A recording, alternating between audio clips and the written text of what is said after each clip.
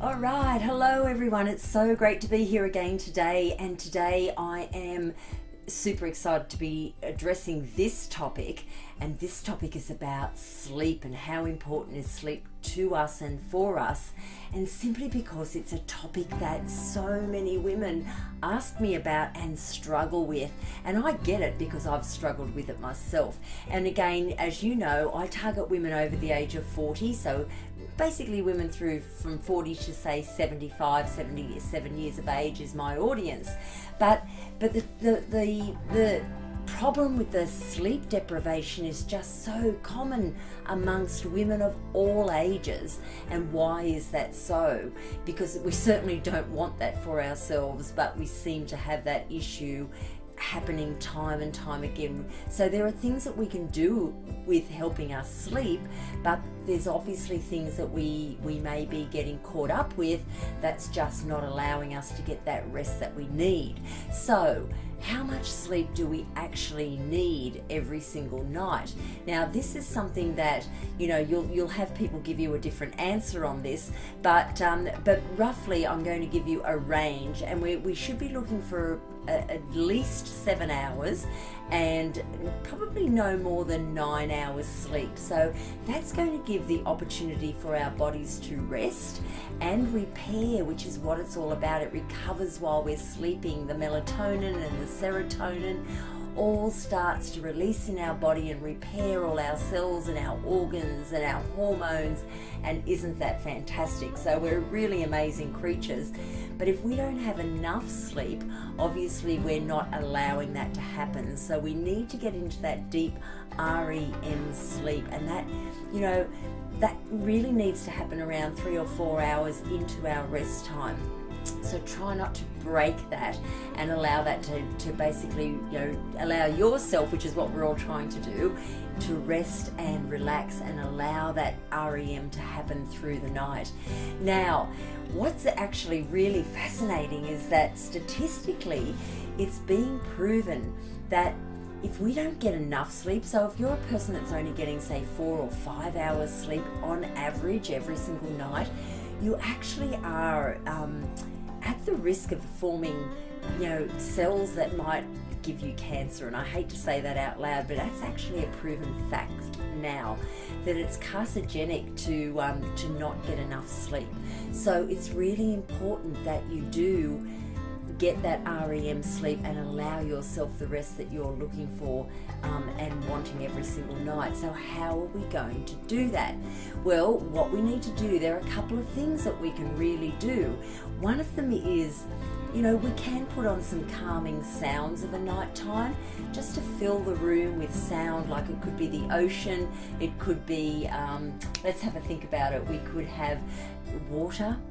Just the sound of trickling water or rain. Wouldn't that be absolutely beautiful to have that happening?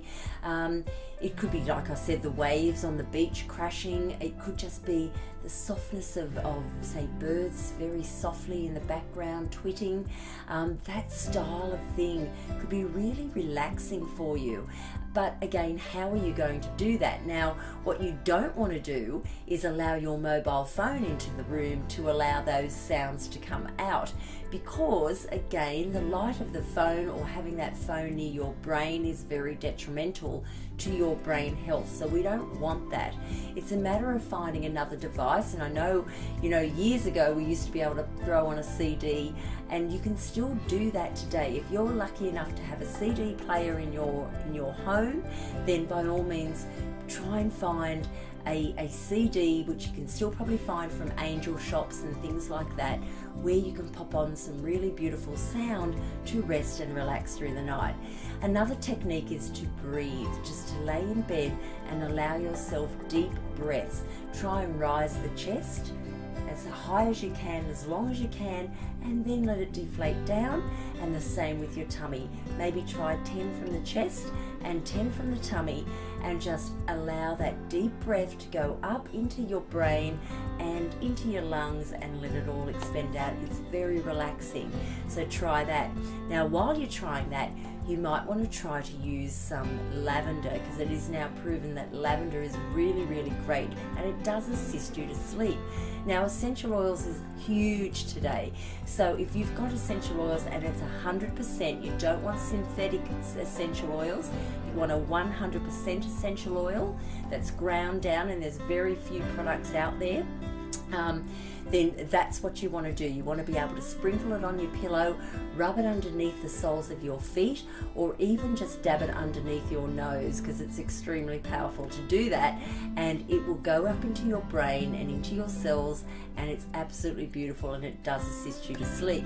Now also another one is, and this is one that I use, is I actually brain dump. I have a journal next to my bed and I brain dump of a night. I just sit there and I write down anything that I might be thinking of when I go to bed. Whether I want to attend to it or not tomorrow is another thing, but if it's on my mind and it springs to my mind before I switch the light out, then that's what I write down, because again, they might be one word, they might be sentences, but in the morning I can then have a look at it, and if there's anything that's troubling me, I need to attend to, I've got it jotted down.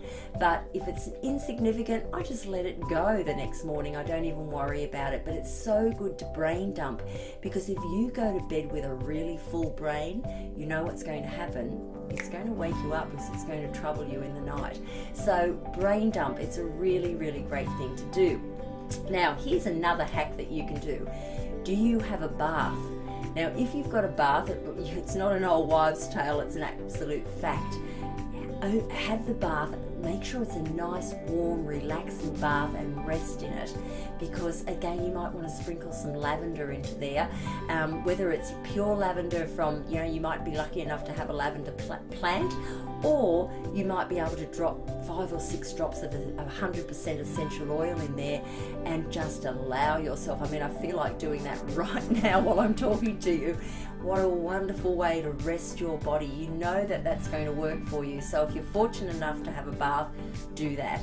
If you're not, have a beautiful warm shower and then rub the lavender, as I said, underneath your feet. Dab it underneath your nose. You might even put it on some points on your body, and just enjoy an hour later going to bed and resting. So the other thing is the light in your room. Be very aware of how much light you've got coming in. If you've got windows that have street lights coming through, block them if you can, because the darker the room, believe it or not, the more soundly you're going to sleep. So they're just some really quick, important hacks that you can do. Now, the other thing is try not to exercise just before going to bed, because what that's going to do is it's actually going to spark up your metabolic rate. It's going to release feel-good hormones, which is good, but it's going to take hours for your body to rest again. So while you're trying to get to sleep, your body's still going to be in overdrive. So what we need to do is probably about 4 hours before you plan to go to bed should be the last time that you are exercising, and then allow that 4 hours for your body to rest. So I know a lot of shift workers do this. They come off their shift and then they'll go to the gym because they're still awake, and then they expect to go home and sleep because they've got to sleep in the day so that they're ready for their night shift again, and that's probably not serving you best if you're a shift worker and you're doing that. So just remember to try and keep that 4 hour window to do that. Now, the other thing is, if you're sleep deprived, the reason why it's so bad for your health to be sleep deprived is because your body is so tired, your brain is so tired, and actually statistically, I think it's something like your blood sugar levels, let me have a think about this. Your blood sugar levels rise, I think it's 1.9%, as though you are actually have an alcohol reading in your blood of 1.9% when you are sleep deprived. So that's a really bad thing. We don't want that. So by all means, let's make sure that you are getting enough rest, because if you're jumping in a car with sleep deprivation and you've got a blood level of 1.9%, can you see how dangerous that can be? All right, so these are the tips. Please make sure that you get enough sleep. Do whatever you can with those tips that I gave you, and let's see if you can rest through the night, get that REM so you wake up feeling amazing first thing in the morning. Okay, thanks for listening, and I'll see you on my next episode. Bye for now. Thanks for watching. I hope you subscribe to my channel and follow me on social media plugged in on your screen right now. Thank you, and stay healthy, stay happy.